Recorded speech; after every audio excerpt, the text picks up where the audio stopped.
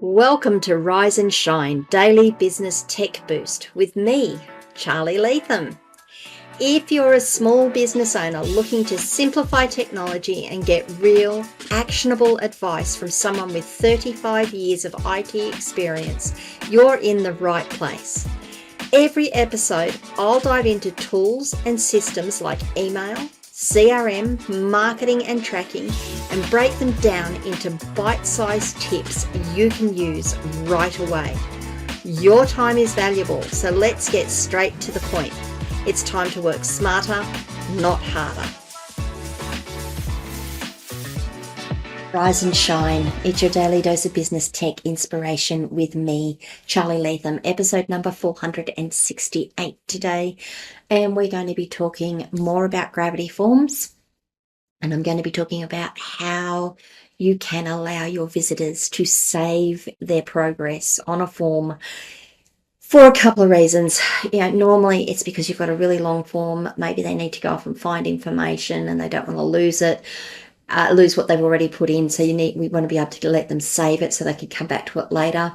The other part of it is if internet is unstable, and it's not your server is unstable, but the visitor's internet is unstable, offering them the opportunity to save what they're doing will save a lot of frustration later on, especially if the connection times out and they have to refresh the page and they've lost all of their input. I've had so many people say to me, we just filled out this form and it took so long, not on my sites, on other people's sites, and then we lost it all. I think, one of the anecdotes I can give for that is when I was coming back to Australia in 2022 after the borders reopened for COVID, we had to fill out this really long form on a government website to warrant that we were vaccinated and that we'd had a test and that all the things we had to do. And it was a trial because most of us could only do it on our mobile phones. We didn't have access to a computer. And it would time out and it would fade out, and then every time it reloaded, I'd lost everything I entered. I don't know how many times I've filled out that form just to get it submitted once. And it would have been great if they thought about this sort of thing that I'm about to show you. So let's get into it. We're going to use gravity forms and we're going to use the save and continue functionality there. So let's hop into our demo site. Here we go. Here's our demo site. This is the site that I've been using for all of these videos. If you are just tuning in and you're not quite sure how to install gravity forms, I do have a tutorial in one of my podcast episodes about how we install the plugin and how we set it up, and then how we create a form. So there's a whole series that build up to what we're doing today and support. You don't need to do all of them. You don't need to do any of them. If you've already know what you're doing, this is a standalone episode that should be useful to you. But it does presuppose that you've got gravity forms installed and configured and a form going.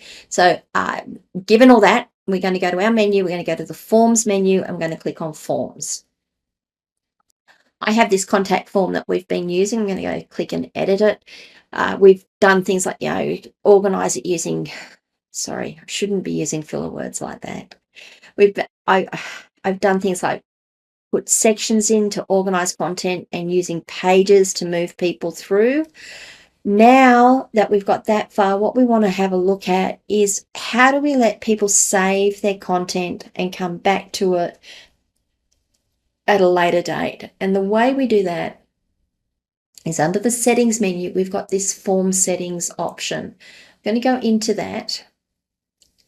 We're going to scroll all the way, or not all the way to the bottom, about halfway down, and you'll see that there's this save and continue section. If you click on that to enable it, it gives you a note. This feature stores potentially private and sensitive data on this server and protects it with a unique link which is displayed to the user on the page in plain, unencrypted text.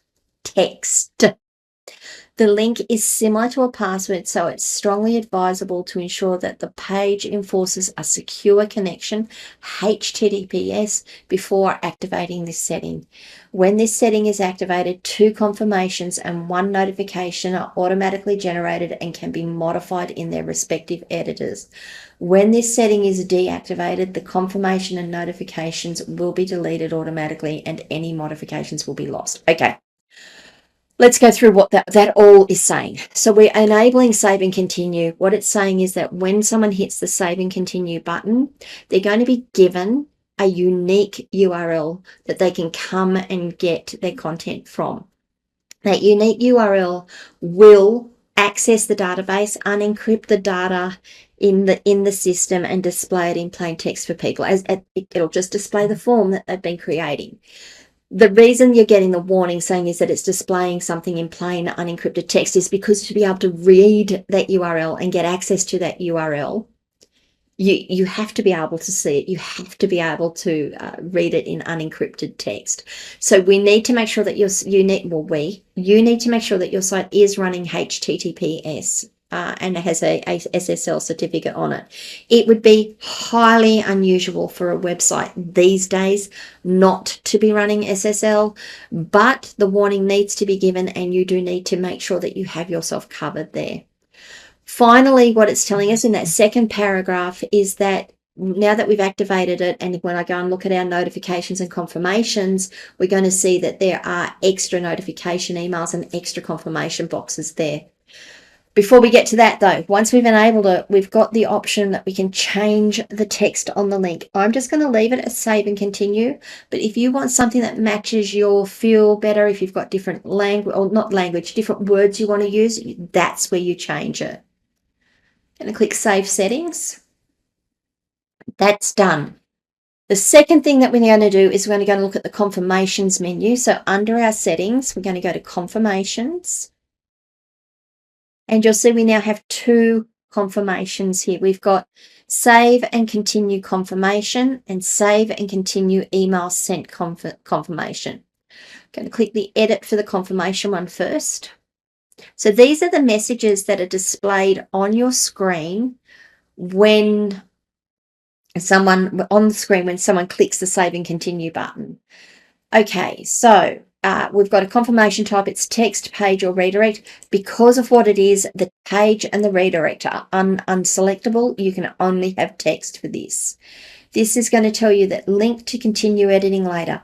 Please use the following link to return and complete this form from any computer.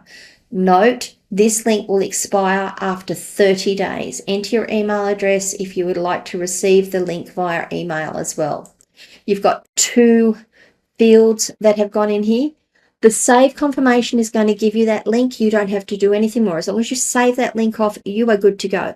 But if you are like me and have a brain like a goldfish or a sieve, I like to get it sent to me via my email. So I can ask it to send me the link into my email so I can go and look at it after. I'm not going to change that message. I just want to go and I want to show you where they all are. Let's go back to confirmations. If the visitor decides to send themselves an email, they will then get this message pop up on the screen saying the link was sent to the following email address. And again, there is a new variable, new tag, merge tag that's available to you. Under notifications, so the confirmations are the things that appear on the screen when things are done or you redirect to. In this case, they will only ever appear on the screen. Under notifications, we have a new notification, and you'll notice that we don't have, sorry, I've jumped ahead, the save and continue email notification. You'll notice that we don't have an active or activate or deactivate because this one will only ever be triggered if in the confirmation where it says you want to email this to you, someone enters an email, then this is when this will trigger. We can't make it active or deactive or inactive. If we want to deactivate it, if we want to remove it, we have to turn off save and continue. Save and continue email. Let's go and have a look at how it looks again. Okay, so save and continue. It clicks on an event, and the event is form is submitted, form is saved, save and continue is requested. Okay. From name, here you would put the name of your website or the name of your business, because it's coming from you to them. The email address, I'm going to leave it as admin email, but this has to be an address from a domain that is authorized, that has authorized this website to send from it. Again, this is something else, yet another series that I've got to go through and show you how to do, but I'm going to leave it as admin email, but it really does need to, you need to make sure that the domain that sends the email, the from address is part of, is authorized, has authorized the website to send on its behalf. Don't need to do anything more there. The subject line is linked to continue form title. You can make that a little bit more user-friendly, more welcoming, whatever it is, something that actually means something when it goes into the inbox and people are looking for the subject line. And then you've got the text. Thank you for saving form title. Please use the unique link below to return to the form from any computer. Save link. Remember that the link will expire after 30 days, so please return via the provided link to complete your form submission.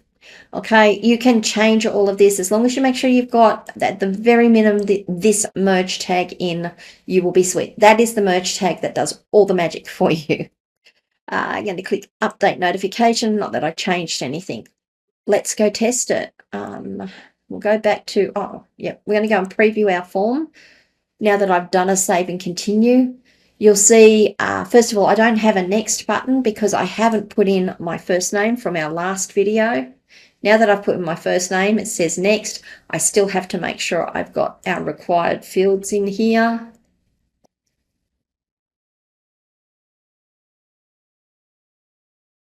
Okay, I'm going to click, I'm going to say we're interested in drop-in care.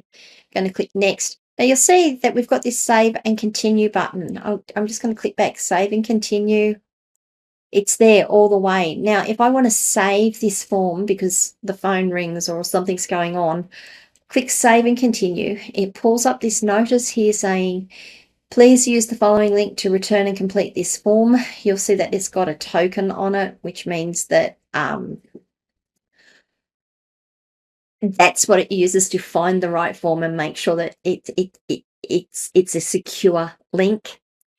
It tells you that this link will expire after 30 days, and it's going to ask me to enter my email here. And if I say me@domain.com and then click send link, the link was sent to the following email address. And then if I go to that, not that that's my email address, if I go to that email address, it's going to tell me that my form is ready. It's going to have all that information in it. Sorry, I don't mean to be vague on that. I should have saved the link. Well, that was a terrible experience. Let's do that again, shall we? So save and continue. Okay, I should have copied that link first of all. Copy. Okay. Now, if I just close that down and open a new tab and paste that link in, it brings up the form, and I can show you that again.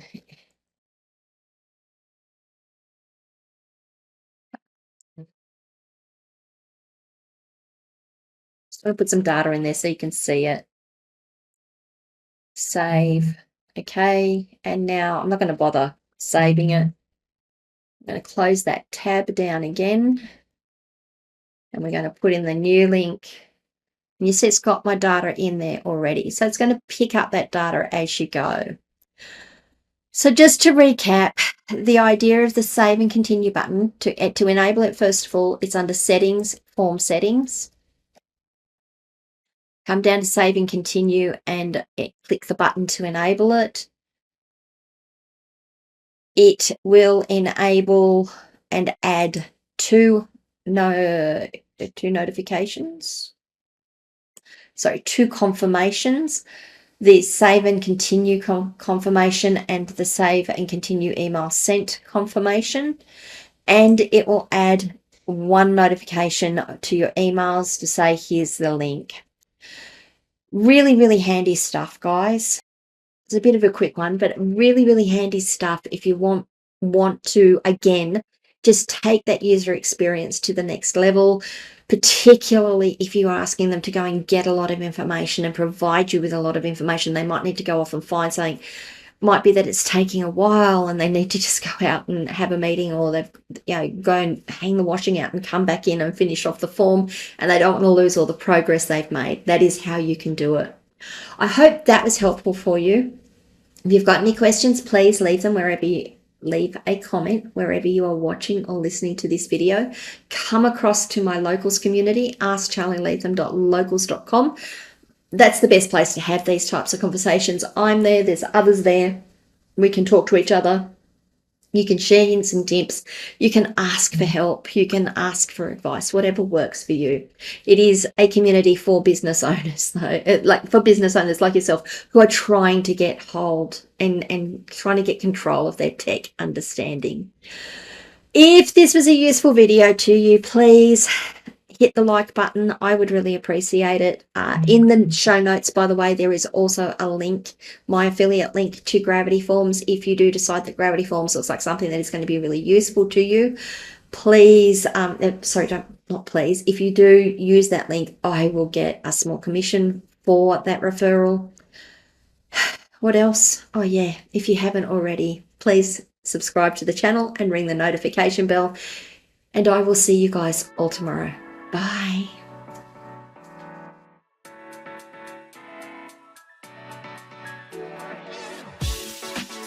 Hey there, thanks so much for tuning in to Rise and Shine, your daily business tech boost. I hope today's episode gave you some actionable insights that will make your business tech work smarter for you. If you found value, be sure to subscribe, leave a review, and share it with other small business owners who could use a daily boost. For more tips, tools, and resources, visit www.askcharlyleetham.com.